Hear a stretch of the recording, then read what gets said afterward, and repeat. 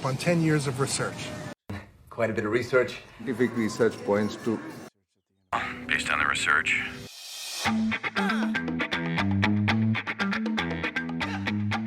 This is Research in Progress, a podcast by the Research Office at the Graduate Institute. Few kinds of research projects are as important as those focusing on climate change. After all, the topic of many a conversation is bound to result in interesting approaches from researchers around the world.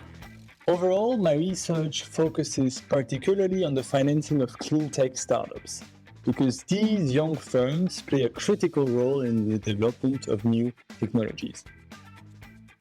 My name is Matthias van den Heuvel. I'm currently finishing my PhD in economics at Heuvel in Lausanne.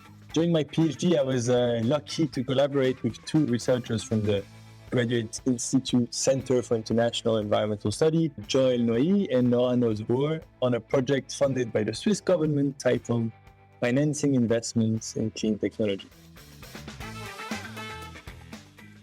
Joël Noy is head of research of the Center for International Environmental Studies, and she explained the project as follows.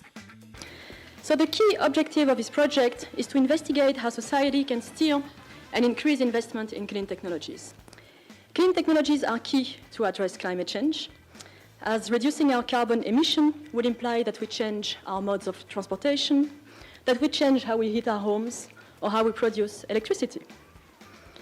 But besides reducing carbon emission, clean tech also provides opportunities for the economy by creating jobs and new export markets, for instance.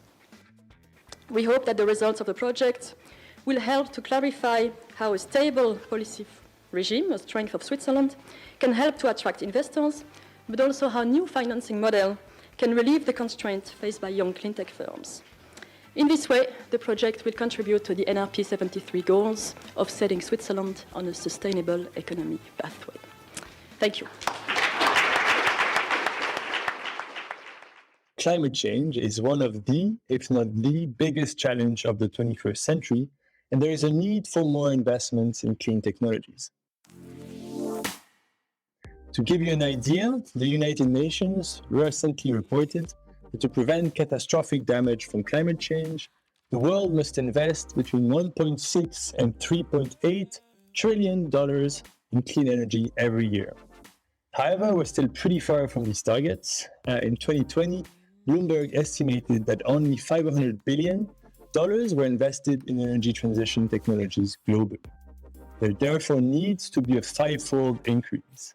So the premise of the project is simple. We need more investments in clean technologies. Our hope is that our research will provide a greater understanding of the mechanisms behind the financing of clean technologies, which in turn could help policymakers better direct the flow of capital investments towards clean technologies. Overall, my research focuses particularly on the financing of clean tech startups, because these young firms play a critical role in the development of new technologies. If we look at the research, it has shown that big incumbent firms tend to focus on improving existing technologies, while young new firms tend to generate more radical innovation.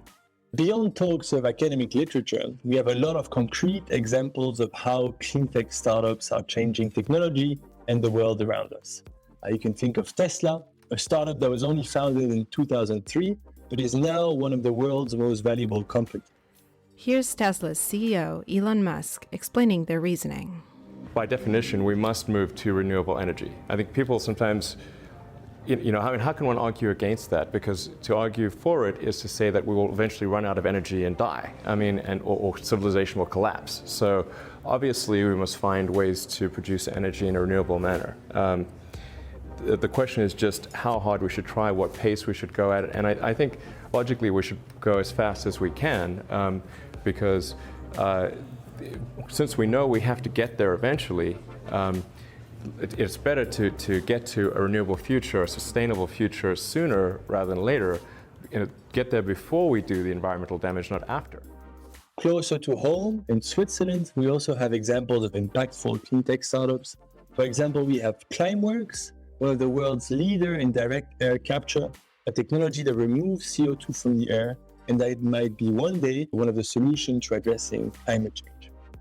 So startups play an important role in the transition towards a low carbon economy. In fact, some are quite optimistic for startups to lead in the realm of innovation. Bill Gates, for instance. To get from 51 billion tons of greenhouse gas emissions to zero, we need to change the way we make just about everything in the next 30 years.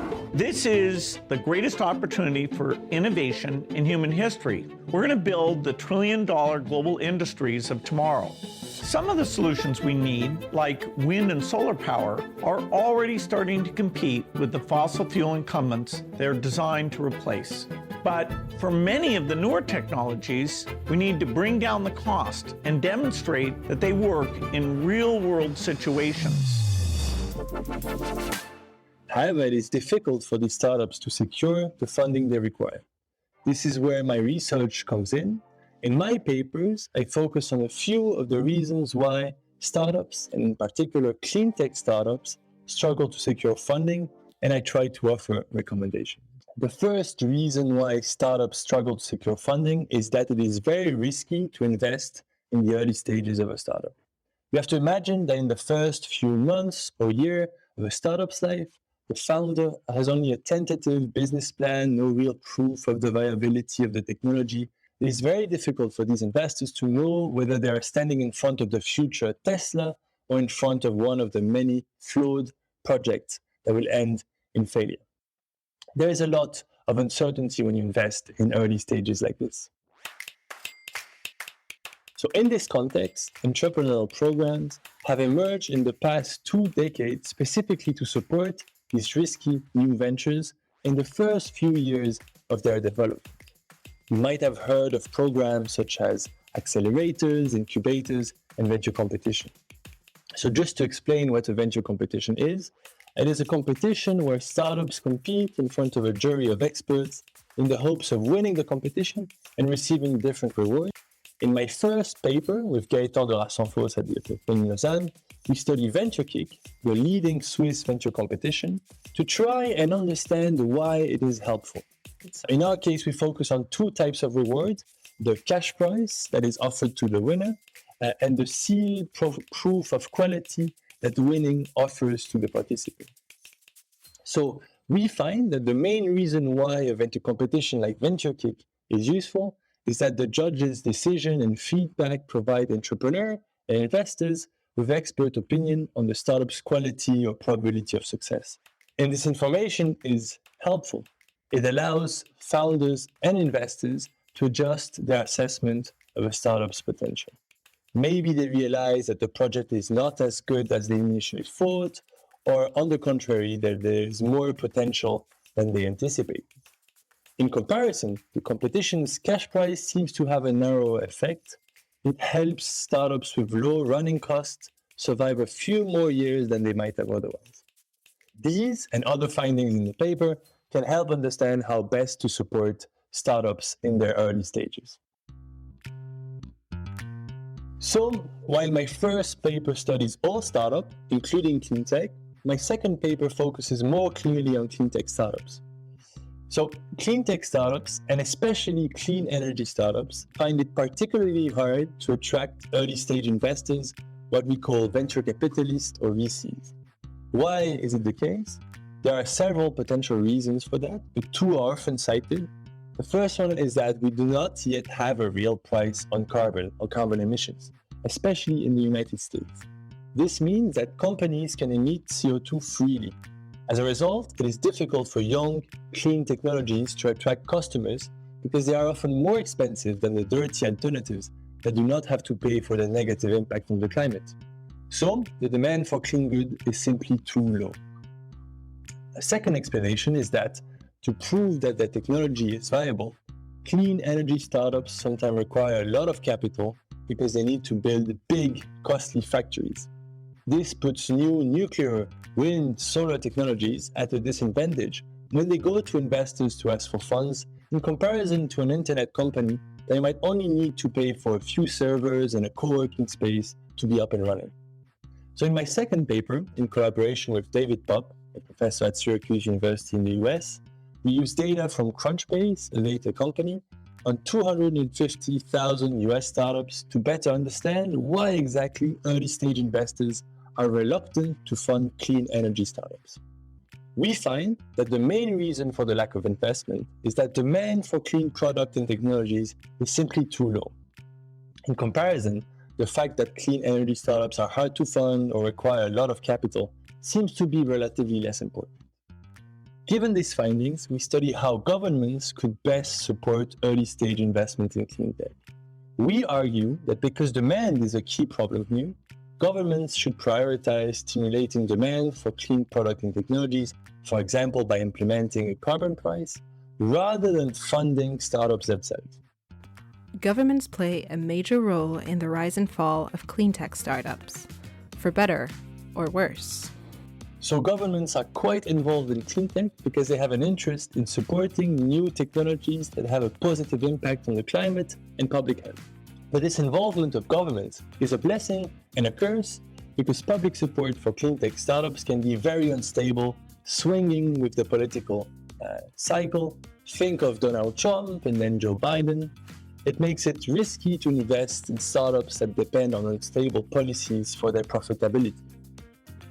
So in the last two papers of the project that I've done this time with Joël Noyer and Nora Noseboer from the Graduate Institute, we studied two things. First, how does the level of environmental policy affect investments in clean technologies? And second, how does uncertainty about environmental policies affect investments in clean technologies? So for both of these papers, the biggest challenge was a lack of data.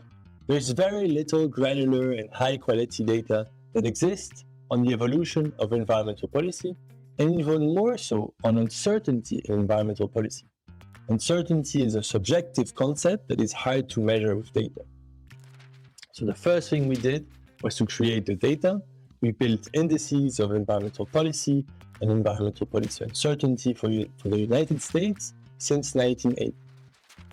These two indices are based on the number of articles about environmental policy uncertainty that are published each month in our sample of newspapers.